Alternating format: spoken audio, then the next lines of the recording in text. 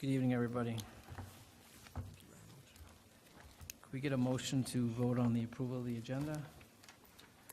Henry, first, second, Kim. Any questions or revisions on the agenda? Everybody's okay with that? All those in favor of approving the agenda? 7-0. Superintendent's report. Thank you, Mr. President. Good evening. I'd like to take a moment to congratulate our students, teachers, and parents in all of our buildings for the outstanding performances over the past month. Whether it was the bands, orchestra, or chorales, our student musicians really shined, and I enjoyed all those performances. And just to note, it was a nice experience today for our high school chorale, who took the time to visit the Miller Avenue School, the Wading River School, and the AHRC across the street to carol at those three places today. So I think the chorale students had a great time, and they were well received by the buildings, and AHRC was very appreciative. I also want to mention the spectacular student artwork that's all over our buildings right now for the winter season. Even if you look behind us, that's student created out of recycled materials. And so if you're in the buildings, take a moment to take a look at them. They certainly are inspiring, and kudos to our art teachers and our students. Just of note, budget season is in full swing in the central office and administration. Administrative meetings have begun, working with teams, so we look forward to working with the Board of Education and our community, sharing our progress on putting together a budget and a program for the next school year. So be sure to check the Board of Education calendar for special meeting dates that are dedicated to the budget process. The Legislative Committee met for the first time in a while, a few years, last week. I want to thank the committee for getting together, taking the time to consider advocacy priority areas for the school district. The committee is working on finalizing some advocacy areas, and look forward to sharing that with the Board of Ed and the community over the next month or so. The Briarcliff public hearing, just a reminder, will be at 6 p.m. I have it still wrong. We'll be at 6:30 p.m. on January 9th. And this really is in anticipation of a Board of Ed discussion on the future of Briarcliff. The Board of Education will be holding a public hearing so that they can hear from our community their thoughts and perspectives on the future of Briarcliff. This will be an opportunity for residents to share their perspectives and will not include responses from the Board of Education. These comments and thoughts will be used to guide the Board of Education decision-making process on the future of Briarcliff. It will include a brief update from Mr. Arcuri at the onset of the hearing on the status of the building. I'd like to welcome Terry Geary and Dave Newman from Honeywell and ECG this evening. They're here to provide an update on the progress of the energy performance contract and the commissioning process of all the new systems that are in place this year for heating and HVAC. And then, as you know, we've had a series of reports and presentations from district administration on a wide range of program areas since September. Tonight, Mr. Hayward will be sharing some of the highlights of the community program, which serves thousands of students and community members each year. Really unique program these days in education, and it provides everything from driver's ed, adult fitness, summer music school, and enrichment programs, and look forward to hearing from Mr. Hayward in just a few moments. And finally, I want to say thank you to the community, to all of my colleagues in the Shoreham-Wading River School District, the Board of Education, I've made a lot of new friends and colleagues over the last 6 months here in Shoreham-Wading River, and as the year turns over and I reflect back, I'm very, very grateful for that opportunity. So, and happy holidays and a happy new year to everyone. So, thank you. Thank you. Opportunities for board members. I know Ms. Anderson would like to speak for a second. Just wanted to briefly thank the Wading River School for the amazing winter concert. It was my third, and I'm going to be sad to miss it next year. Well, I'll be there, but my daughter participating in it, enjoying that, and the special guest, Santa, being there and having all the siblings come up and sing during the setup time for chorus is just a really nice touch that the music department, I feel, is exceptional, and Mr. Parinello's support of them is phenomenal. So thank you. Thank you. Any statements from residents? No. Okay. No student and staff recognitions. Old business, Mr. Superintendent? Sure. Just a brief note. We have been continuing to work to strengthen our preparedness across the district. in the area of security for our staff, students, and community.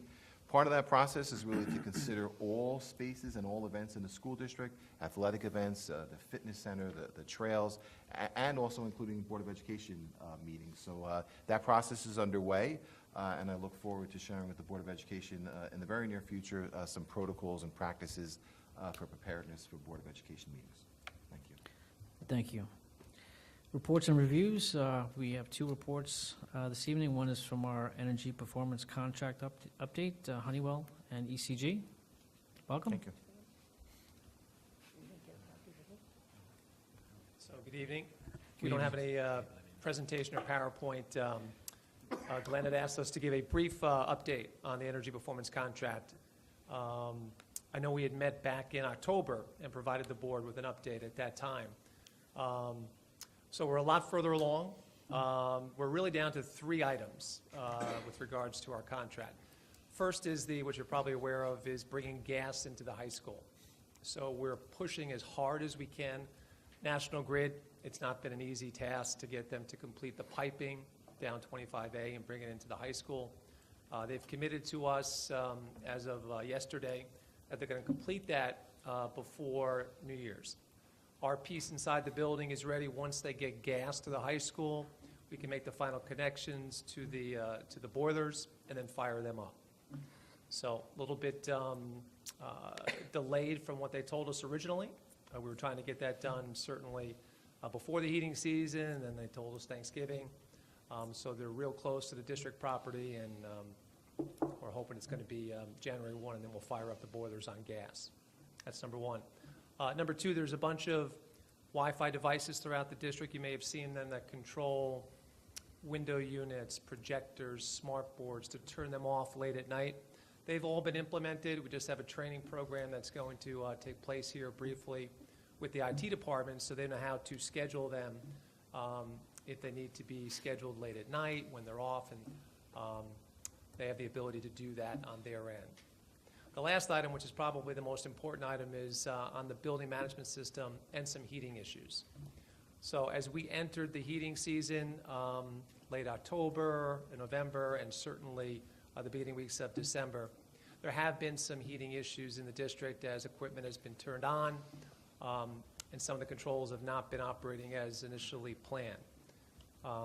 We have been on site, daily over the last 4 weeks. We've got 4 technicians on site as we speak, and they're going to be working through both days next week with the goal of completing by the end of next week. As we stand right now, we met with the district on Friday. We also had the members of the Capital, the bond project team there as well, so we could clearly review with the district and spell out what was EPC-related items and what was bond-related items. So a very productive meeting. Out of that, we laid out what were our outstanding punch list items with district staff. Most of them have been already addressed this week. There should be no remaining items at the 2 elementary schools, Wading River and Miller Ave. So it's down to the high school and the middle school. And the reason there is there was an existing automation system, a Johnson control system, that we were fixing, recommissioning, and then pulling those controls into the district-wide web-based system that we were installing. There's a lot of reprogramming that had to be done, and a lot of that does not show itself until you get into the heating season and turn the equipment on. And now we're finding actually some existing controllers are bad. We're replacing it under our contract, all of which, again, is stuff that doesn't rear its head until you turn equipment on and get into the heating season. So the current punch list is very small. Like I said, it's at the high school and middle school. With the manpower we have on site now, we're looking to complete. I believe the district is open with facility staff next Wednesday and Thursday. So by Thursday, we look to have it wrapped up. So apologize for heating issues over the last few weeks when it was extremely cold. As Glenn and Angelo know, we've had staff here 5 a.m., 6 a.m. trying to address issues immediately if we had to do things manually. but we're in a very good spot right now. We've got a very small list of open items. Anybody have any questions? Henry? Yeah, I do. So you mentioned that at the middle school and the high school, it's an old Johnson control system? You're just simply tying into that, so there'll be two separate platforms, one's Johnson, one's Honeywell? No, so it's one platform district-wide. Okay. They had existing digital Johnson equipment that was installed under a Phase 1 energy performance contract maybe 8-9 years ago. What's in our scope was what we noticed when we got initially selected was the equipment that those controllers were operating were not operating properly. They were simultaneously heating and cooling, which is obviously not a good thing, and you're wasting a lot of energy. So in our scope was to reuse that hardware, because the hardware itself was functioning, but to program it properly so that the equipment is operating as efficiently as possible. Those controllers will sit on the same network that the new controllers are in Miller Avenue and Wading River, even the controllers put under the bond project, so that when you see the head end with all the graphics, you don't know if it's an 8-year-old Johnson controller or a brand-new Honeywell controller. What we're finding, though, is some of those existing JCI controllers were not only programmed incorrectly, they're now failing. That you would never know until the equipment is running and you're in the heating season. I mean, we could visually see where things were programmed improperly, and we made those corrections, but not until you got into the very cold days where the equipment was running, where we could then identify that controller is failing. And that's what we're addressing now, and part of our contract is to replace all that equipment that's defective. So you're left with a complete functioning system district-wide. That looks like one system when you look at the head end. Okay. Now, at Miller Avenue and Wading River, there's just been a lot of comfort complaints, primarily due to what I've been told is a change in how the units are operating. And I'll clarify what I mean by that. I was told previously that the old unit ventilators would run continuously. Now I'm being told that they cycle on and off. However, when I've been in the room, they don't cycle on and off. What's cycling, I guess, is the heat coming off of the units. So what was the change there? Because I think there's a perception of something's not working correctly. It's a good question. It's not, and I failed to mention that before, it's a bit of a cultural issue because a lot of the teachers would feel the air coming out of the unit vents in the classrooms. And at times when the temperature in the classroom was satisfied at 70 degrees, they would still feel, to them, what felt like cold air coming in. And what it is, it's fresh air. There's a certain amount of fresh air from the outside that has to be brought in to the classrooms, into every space in the building throughout the occupied period of the day. It's building code. So what you feel at different times then when the temperature drops below 70 degrees, the heating coil inside the unit vent will kick on, and what will be just fresh air will now turn into a little bit of hot air. So the air coming out of the unit vent will vary in temperature based on the temperature in the room. But at times it will feel a little cool because it's just fresh air. When the temperature in the room is satisfied, you still need to bring in a certain amount of outside air. So the units are running continuously? The units have to run continuously. Okay. What some of the teachers were doing in some of the older unit vents that have manual switches on them where they could gain access behind casing, they would turn the unit off. That's a no-no. That's against building code. It's not good for the children. There's no more local controls for that right now, right? It's all... There are some. We are securing the access panels currently. Okay. So that ability will be removed. There is, we talked about it Friday in our meeting, an education piece that we've provided the district that they can share with principals and teachers to better understand the use of those unit vents, that they will run, they need to run constantly during the occupied period. They need to always bring in fresh air, and then you will feel, different temperatured air coming out throughout the day based upon the temperature in the room. And who controls the set point? The district? Yeah, it's set with the automation system, but if you wanted to adjust that, you could. It would obviously have an effect on energy savings, energy use. District-wide, it's set at 70 degrees is the set point, which is conservative compared to a lot of other districts we do. Some go down to 68. I would say 70 is probably the highest. Is So- that where we're running, 78, or we're 70 seeing- degrees is the set point. That's what it is now, Yeah. currently? Okay. And then it sets back to 60 degrees at night. But the univentilators shut down at night, right? You just keep recirculating hot water? You got it. Okay. At night, the outside air damper shuts down. You do not have to bring in fresh air. The fan itself shuts off. And then the valve just modulates open to provide a little bit of heat like a radiator to maintain 60 degrees. So you see, The punch list for the high school, is that mostly relying on the gas lines? Is that being held up by the gas line implementation? nothing to or- do with the gas line. Yeah, the punch list of the high school is still related to the existing automation system that we're correcting, and then we're integrating into the new district-wide automation system. Okay. Yeah, the gas line is completely separate. You're running the boilers currently under oil. Okay. So, I mean, the intent is certainly to get the gas line installed as quick as possible because it's certainly a cheaper source of fuel than oil. So the sooner we can get National Grid to complete that task, the district will begin to drive more savings. So aside from technician or preventive maintenance, whatever you want to call it, that you have to come in for a service call or something, from the energy performance side, Honeywell will be providing a report after year one that goes into the energy savings. How is that developed throughout the year? Do you come in and do you check set points throughout the year, or do you wait until, 2 months before the report's due and you kind of come in and then reevaluate? How does that work? It's a good question. We have we've got a staff that's manned 24/7 that monitors your district around the clock. So we will set up critical points to monitor and give Angelo and your team a call if we see something that's out of whack,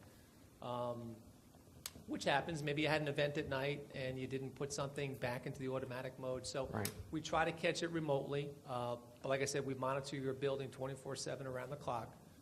We do site visits throughout the year, and then we also gather your utility spend every month. So it's a combination of looking at your gas, oil, electric spend, which we get every month online with your permission, looking at the buildings remotely through the automation system. We know how it's tracking, and hopefully it's tracking according to our estimate. And again, if we see something that doesn't look right, we'll certainly get out here as soon as possible, sit down with Angelo and the team and try to uncover what could be a potential issue. Do you guys have a plan for Wading River, considering they've added a cafeteria, additional square footage, same thing for Miller Ave? How do you do that for Correct. energy savings? So we take the additional square footage, we haven't done it yet. We quantify what we believe the additional energy spend for that additional square footage is. We share it with ECG and the district to review and approve, because it's a dollar amount that certainly will take off the bill that didn't exist when we did our initial energy calculations. So you built more square footage, like you said, that's going to cost a little more energy.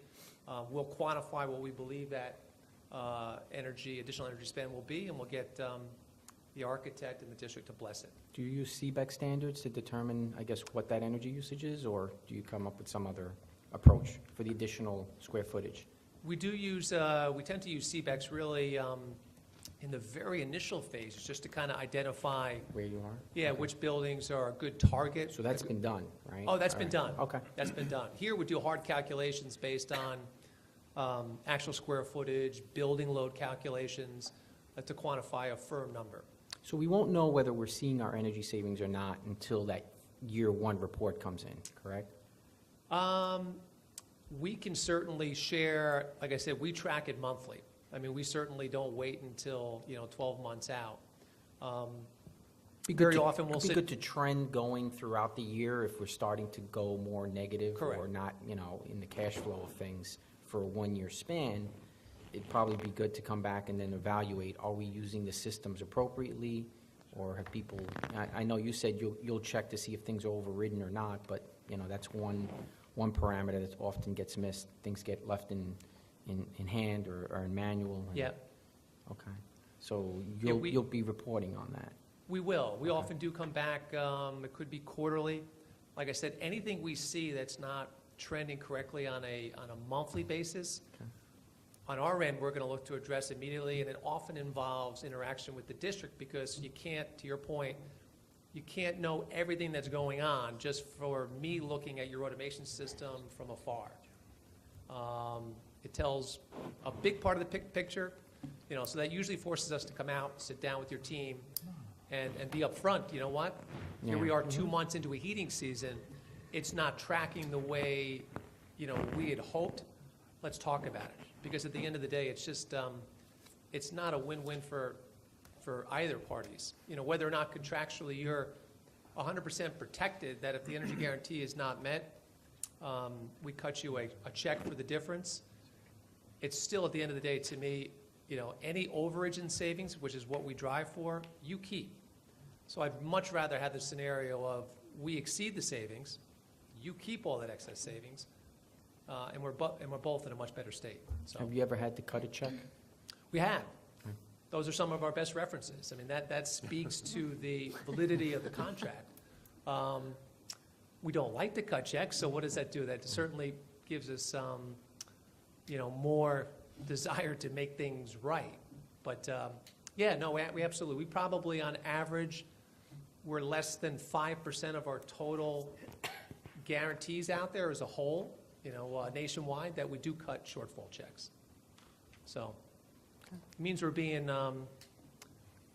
cautiously aggressive in our calculations, which is the beauty of the RFP process. It forces, as you are well aware of, you know, to push the envelope a bit, but to the point where you still got to be responsible, so.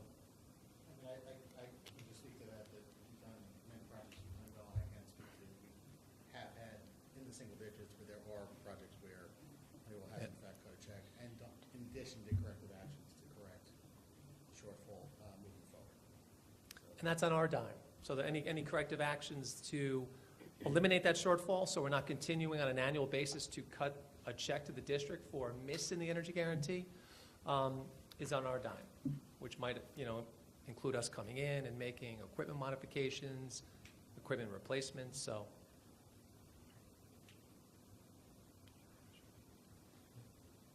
Any other questions? Any other questions? No? Thank you. We're almost there. Thank you. Thank you. Happy holidays. You too.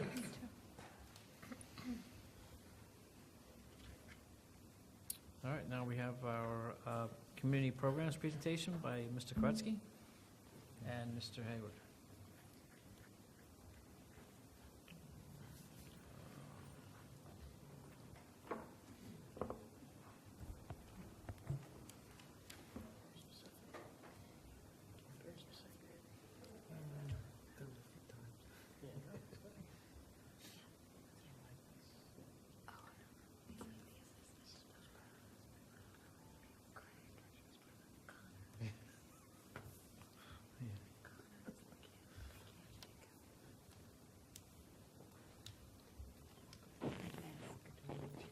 Good evening, thank you.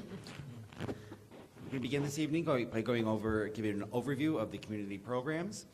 The community programs ties directly into the district's mission statement that the Shoreham-Wading River Central School District is committed to the intellectual, physical, emotional, and social development of its students. I'm not going to read the whole thing, but it does also tie into the value statement at the bottom. It says, we believe in an open district with the school facilities made available to support a wide range of community activities as a cornerstone of the community.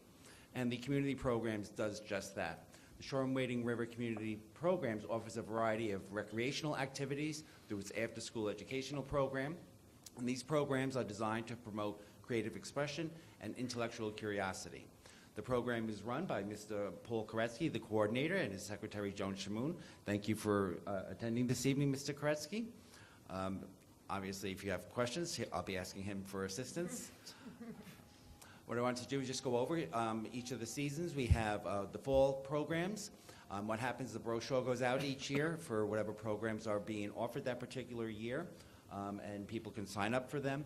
Just to give you an idea of some of the programs we have and some of the participation, we have everything from, floor hockey, girls lacrosse, kids Zumba.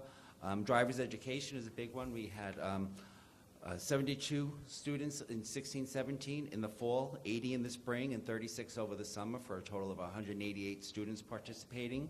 The Thanksgiving races, as you can see under the adults areas, we had almost 600 people participate. The fitness center, you can see, is both under students and adults. We had 410 high school students and 60 adults participate in the fitness program. A lot of the programs you can see continue over into each of the seasons, like driver's ed continues and the fitness center also, but some of them do change, like we have line dancing for adults and Zumba for adults, and co-ed basketball as part of the spring program. Okay, the summer programs, as you can see, a lot of them are different athletic camps, like boys basketball camp, girls basketball camp, co-ed soccer camp. Again, the fitness center continues, as well as driver's education continues for the students. The summer fun track meets, we did have 216 students participate in that program as well. And you can see there are continue with some of the adult programs as well. Also in the summer, we do have the Summer Music Institute. Okay, this year, as you can see, it's for different grade levels. You have the K through 3 did on Safari, the 3 through 6 did Seussical Kids, and the 6th through 10th grade did the High School Musical, and then the 25th Annual Putnam County Spelling Bee was for performers between the ages of 14 to 22. And for this summer, we had 154 people participate within these programs. Another summer program that we do have is the Round Out Summer Camp. It's a 5-week program. It runs each morning until noon. Students are grouped according to their age. They have indoor and outdoor activities, arts and crafts, a mini Olympics, scavenger hunt. We do have adult counselors and recreation specialists running the program, as well as high school and college age students who serve as aides. And then we also have our student volunteers that participate in the program. And we had almost 200 students participated this year within the Round Out Summer Camp. And the community programs is a budget neutral program. As you can see here, for the 2016 through 17 school year, we had a budget of $305,000. The revenue came in for the programs is $308,000. So we've made a little over $2,000 for the 16-17 school year. And just going through the numbers of each of the programs, we had 1,915 elementary students participate. I don't want to mislead you with that number. That could be the same student participating in 3 different programs to get to that total. And then we had 2,135 secondary students and almost 1,000 adults participating in the various programs. Are there any questions? I have a few. It's a great program. I've attended some of the adult programs as well as my kids and some of the younger programs. One of the questions I have: how do we tag a price point to some of the programs? How is that One of the created? biggest factors, when I did speak with Ms. Kresge, and I don't know if you want to do it. Programs are very low priced. Most of the programs that are around are $300, $400. Our programs are $65 to $100. The pricing is set on how much equipment we need, whether we're paying the coaches and the supervisors, or whether they're volunteering. So you could have a program where a varsity coach runs a program, it could be $100. And if a lot of volunteers are running, like basketball, it's going to be $65. So I try to judge what I'm going to do. I miss sometimes. But generally, it'll be based on our expenses prior to the fact we start advertising. We will have to raise some of our prices because of the increase in the mandatory salary. So I'm just going to raise it 9%, which is what it's going to be, as far as the workers are concerned. If it's still voluntary, the price will stay the same. Gotcha. And one of the questions some of my neighbors have expressed is the summer programs last year seemed to come out very late. Yeah. Is there typically a deadline where you try and get this out to the community so they No, can decide whether to we send their have kids tried. somewhere or to stay I local? don't know what happened last Okay. spring. We didn't advertise the roundout for a while. Some of the programs are really held back by people who are gonna coach, who say they're gonna do it, and they'll get back to us, and Joni sends them 40 emails, and finally they say when they can do it. We've even had instances where we set it up, we were all ready to go, and the guy said, well, my wife wants to go on vacation. So we had to move it. And that's what happened, a majority of our programs last year. The roundout went where it was supposed to be, track went where it's supposed to be. Right. But some of the others. Does that hurt attendance when Oh, you I use that think so, flexibility? definitely, Okay. definitely, because we're constantly fielding answers, that, well, we don't know yet. And without the staff, there's not much we can do. So we try to press them, but we still have a few going on right now for spring who are changing their work days. So we're stuck without them. So. Right. Oh, great. Thanks. I think it's a wonderful program, so thank you.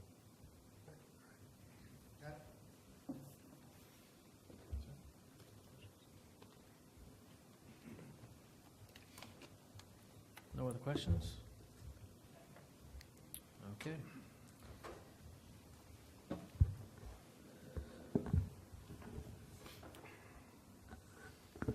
Votes on resolutions. Can I get a motion to vote on the minutes from November 28th, 2017? Henry, second Mike. Any questions, discussion? All those in favor of approving the minutes for November 28th, 2017? All those opposed? All those abstaining? Thank you. Can I get a motion to vote on the CPSC, CSC, and 504 meeting summary dated December 6, 2017? Aaron, second Katie. Any discussion or questions? All those in favor of approving the CPSC, CSC, and 504 meeting summary dated December 6, 2017? 7-0. Treasurer's report, can we get a motion to vote on the October 2017 Treasurer's report? Mike, Katie, second. Any discussion? Any questions? All those in favor of approving the Treasurer's report, October 2017? 7-0. Okay, as far as resolutions go, we're going to take them as a block. We'll take 1718090 through 097, and then 104 through 110. Sorry, say that again, Rob. We're going to take them as a block. There'll be two blocks. The first block will be 1718090 through 097, and 1718104 through 110. Okay?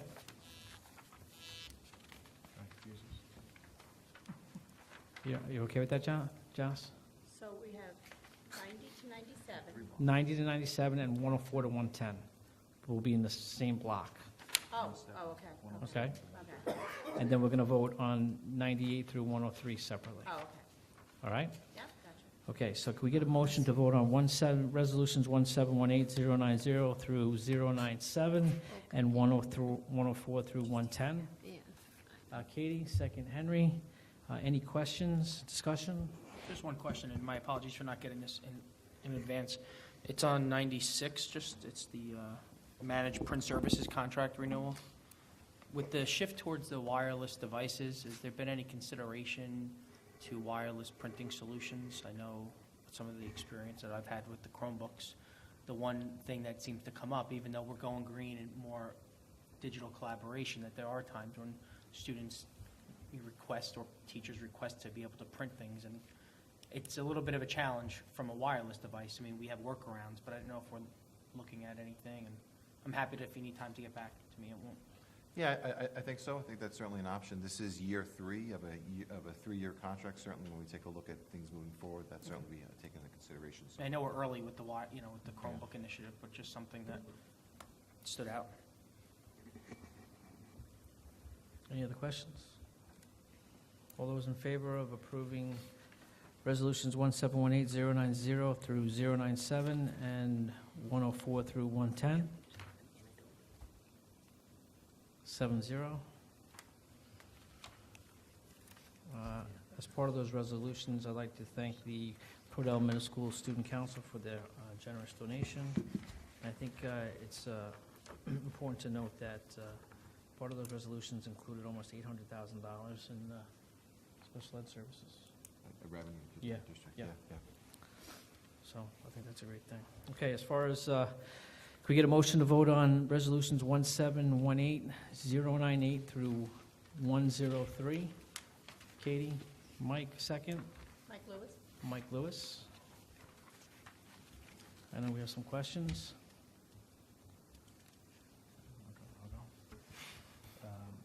For 1718098, there was a credit give back for the card access system.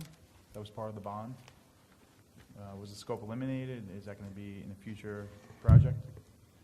The card access system has been awarded to a different vendor, so the overlap, we had taken it back from the electrical contractor and in the form of a credit in order to have the awarded contractor who is doing the access control system of that actual scope. So it was duplicated originally? It was in both, yes. Okay.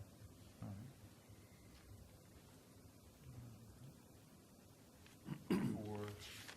For Resolution 100, there was an incident where JVR had to make a repair, and I think you were going to look to back charge the general contractor, or the intent was